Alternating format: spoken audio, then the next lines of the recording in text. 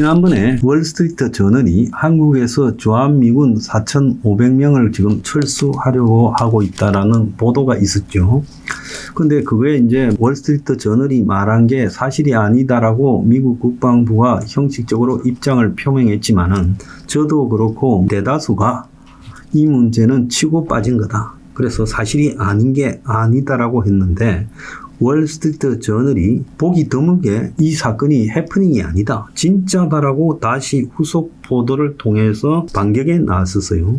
그래서 사실상 주한미군 4,500명이 중국을 막기 위한 전선에 합류를 꺼리는 한국 정부의 태도, 특히 새 정권에서 당선 가능성이 높은 이재명이가 꺼릴 거라고 예단하고 미리 선제적으로 4,500명 철수를 지금 준비하고 있는 그런 과정이라고 보여져요. 그래서 트럼프 행정부가 이 월스트리트 저널 보도가 사실이 아니라면 매우 강하게 부정하고 나와야 될 건데 이 문제에 대해서 그렇게 하고 있지 않다는 겁니다. 그래서 지금 한국 정부와 미국 정부가 이게 다 사실이 아닐 거다 했지만은 얼핏 보면 월스트리트 저널이 오보를 낸 것처럼 보이지만 트럼프 행정부는 자신들의 입장에 부합되지 않은 언론들의 가짜 뉴스를 접했을 때 매우 적대적으로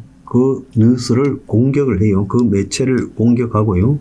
그런데 실제로 지금 트럼프의 정권에서 월스트리트 저널에 그렇게 하지 않고 있고 또 더 나아가서 콜비 국방차관이 최근에 발표된 잠정 국방 전략 지침에 보면 주한미군 감축안이 거기에도 또 담겨 있고 싱가포르에서 열리는 샹그리라 회의로 가는 비행기 안에서 한국의 연합뉴스 기자가 미국 국방부 고위청에게 지금 질문을 했는데 거기서 보면 주한미군은 중국을 억제하는 데 최적화되어야 된다.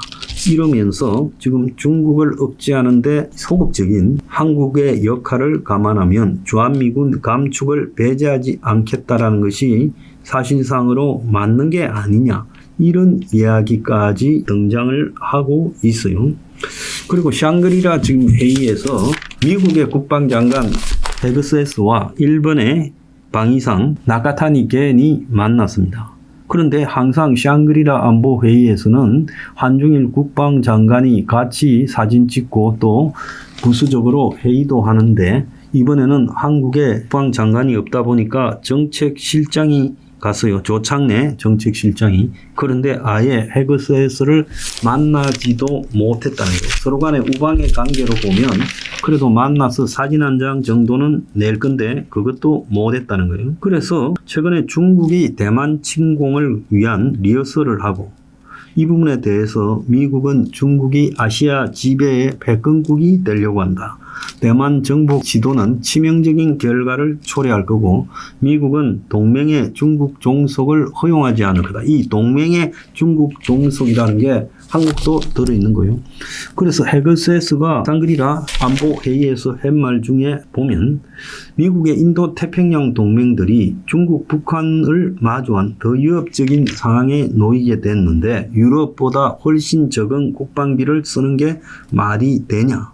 중국은 아시아를 지배하는 패권 국가가 되려고 하는데 많은 국가가 중국과 경제 협력을 하고 안보는 미국한테 기대는 그런 유혹에 빠지려고 하는 걸 알고 있는데 이렇게 하는 거를 더 이상 용납치 않겠다.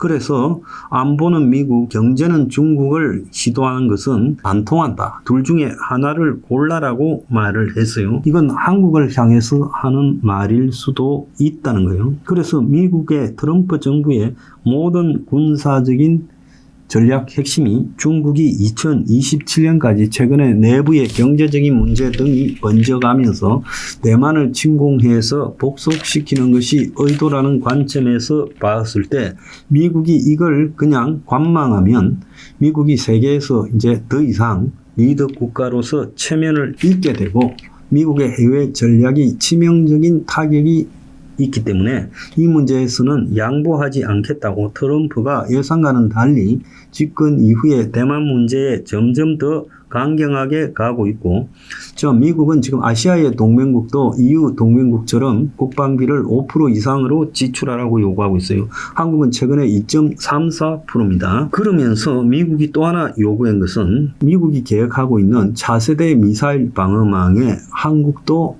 적극적으로 들어와라. 중국은 과거에 한국의 산불 정책을 요구하면서 미국이 주도하는 미사일 방어망에 한국이 참여하지 않겠다는 걸 약속받았지요. 그래서 한국은 한국형 미사일 방어 KMD를 이야기를 하고 있는데 지금 미국은 그걸 용납치 않겠다는 거예요. 그래서 미국의 다청 미사일 방어망인 골든돔에 한국도 여기에 돈을 투자하고 참여해라. 일본도 참여하고 다 해라라고 요구하고 있는 거예요. 그래서 우리는 줄 건 주고 챙길 거는 챙긴다 하지만 지금 미국의 태도를 보면 줄 거는 주고 챙길 거는 챙기는 것이 쉽지 않다라는 것이 지금 나오고 있습니다.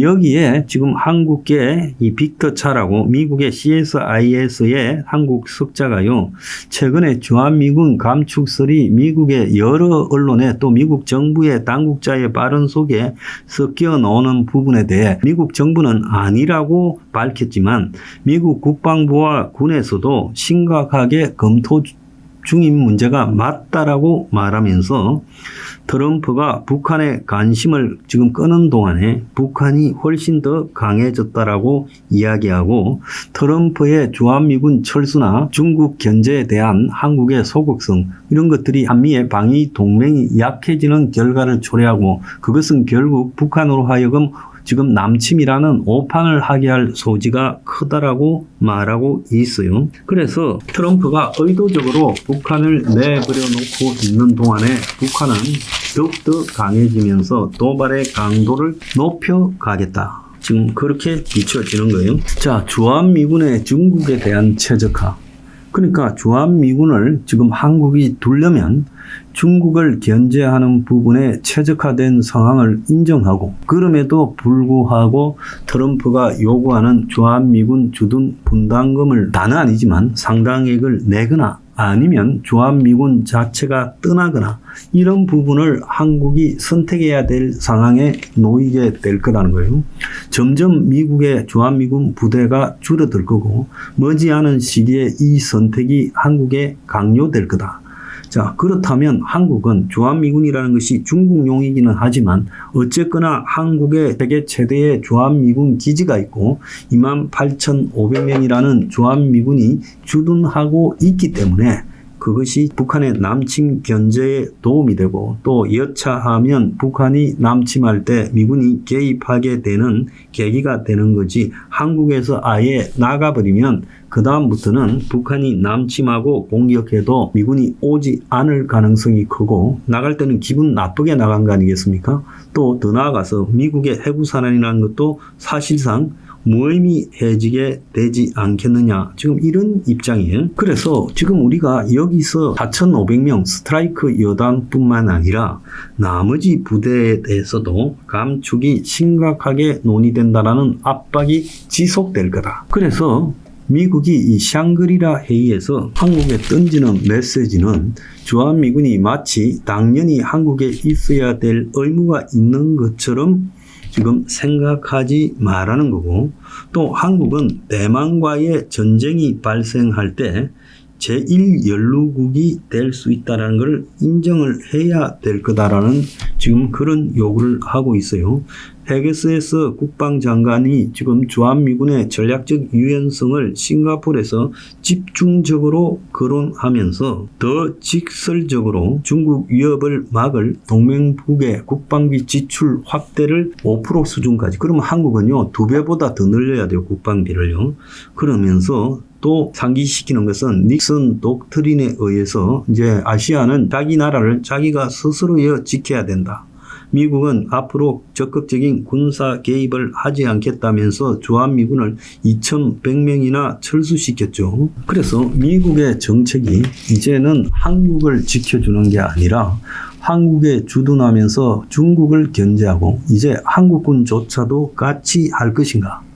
그리고 너그 나라가 이제는 국방비를 올려서 미국에 기대지 말고 북한의 재래식 공격은 너가 방어하고 미군은 개입하지 않겠다고 지금 말을 하고 있어요. 그래서 한국이 이 문제에 대해서 이제는 선택을 해야 된다.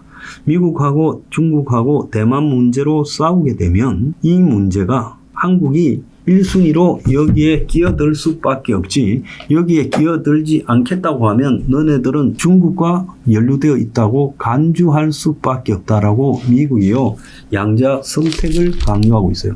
자꾸 전문가들은요 여기서 줄 거는 주고 뭐 얻을 거는 얻어야 된다는데, 지금 트럼프나 헤그세스의 말을 보면 협상이 가능한 상황이 아니다라는 것도 좀 알아야 됩니다. 이걸 협상하려고 달라들다가는 그냥 골로 갈 수 있다. 그래서 한국의 새 정부 탄생 전에 미국이 풀로 한국을 지금 압박을 하고 있어요. 자, 협상의 여지가 있을까요?